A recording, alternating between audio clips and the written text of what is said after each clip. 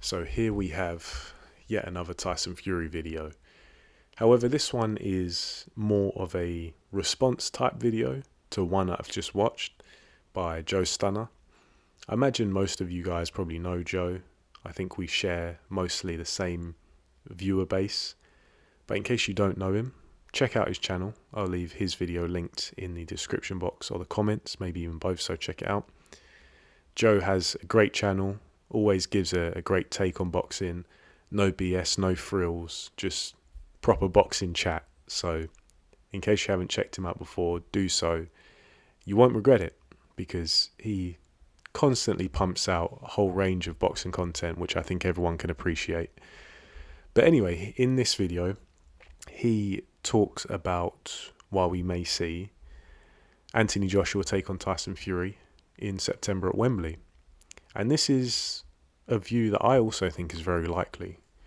Most of you guys know, if you follow my channel and watch my videos, that I'm not convinced that we see the Tyson Fury Alexander Usyk rematch in December.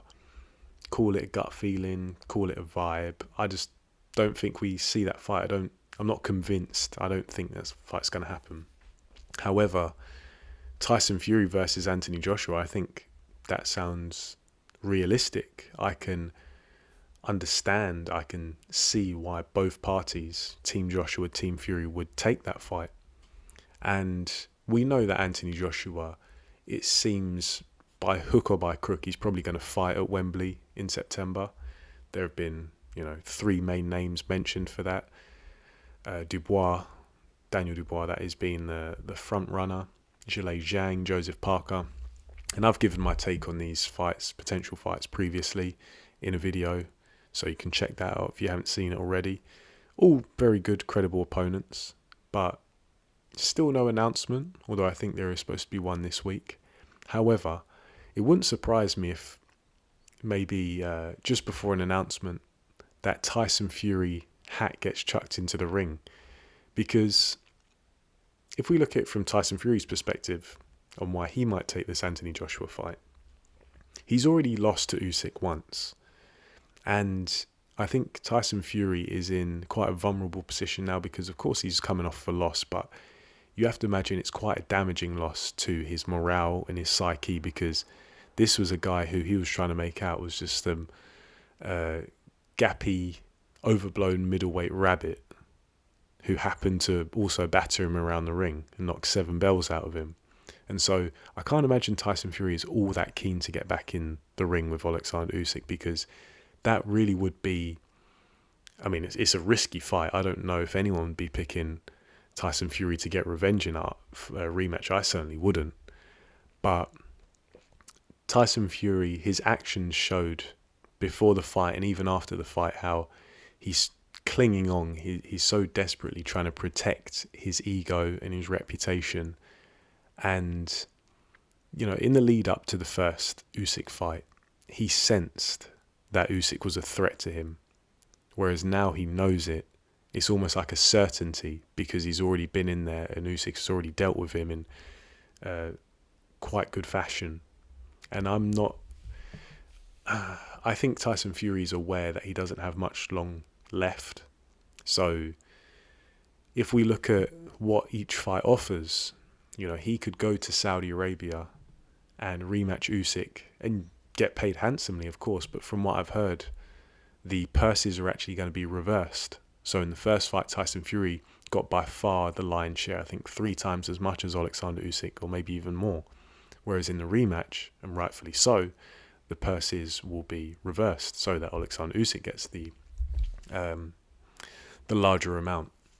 However, Anthony Joshua versus Tyson Fury at Wembley, maybe I'm overestimating the public desire for this fight, but I see that fight still selling out. I see it being a major event, and I think it'd be one of those typical cases where as soon as it gets announced, it's sold out within minutes. I still think that fight has the drawing power. And maybe from Tyson Fury's perspective, even though he's clearly not accepting his loss to Alexander Usyk because he's making all kinds of bullshit claims, talking complete nonsense about how he beat Usyk 9-3, I think he knows deep down in his heart of hearts that he didn't win that fight, and it's probably quite unlikely that he beats Alexander Usyk in a rematch. However, maybe there's like one last saving grace where he can take on Anthony Joshua in September, maybe beat Joshua. And I'm not saying I agree or disagree. I'm just saying that this is probably Tyson Fury's perspective, his view on it. Let's say he beats Joshua in his mind. He can have some kind of claim to being the best heavyweight in Britain of this era. You know, beating his longtime countryman and rival in Anthony Joshua. And maybe there's some kind of sentimental value in having his last fight at Wembley. I say having his last fight because me personally, once again, call it a hunch, call it a vibe, or whatever, gut feeling. I think Tyson Fury has one fight in him, tops. I think that's absolute maximum. I think any more than that is just unrealistic. I think it's unlikely. I think Tyson Fury's body won't allow him to continue, but also his mind. I don't think he's got much hunger for battle left, because he's having to go through hard training camps, hard fights, and his body's already mullered after years of being a disgusting slob. So, I don't think Tyson Fury is naturally the most dedicated person. I think naturally he's quite, as I say, I think he is a slob. He'll, for the right amount of money, he'll get up and, do the road work and do the rounds in the gym. But I imagine that desire shrinks after every big payday, where he just amasses more and more money and invests it elsewhere. And I guess good on him. We're all trying to make a dollar. And but with Tyson Fury and with his character and his makeup, I think that desire, as I say, it leaves him every time the check hits his bank account and he sees all those zeros. And so, just comparing it, trying to see it from Tyson Fury's perspective, going out to Saudi Arabia, getting paid B-side money at a relatively conservative event. And I say conservative because look at the crowds, look at the atmosphere that you get at these Saudi events. And now I love this Saudi boxing wave of events. I think it's great because we're getting the fights we want to see, but they don't exactly compare to 80, 90,000 at Wembley, do they? Wasn't Usyk versus Fury the first fight in front of like 17,000 people or something like that? And of course it was a massive historic event and it got the fanfare it deserved, but in terms of atmosphere in the moment, I can't imagine that it compares very well. That's, if it is 17,000 like my memory is telling me, that's less than the O2. Whereas Anthony Joshua versus Tyson Fury at Wembley, they could cram in 100,000 people maybe. Imagine that kind of event. Imagine if that is Tyson Fury's last fight.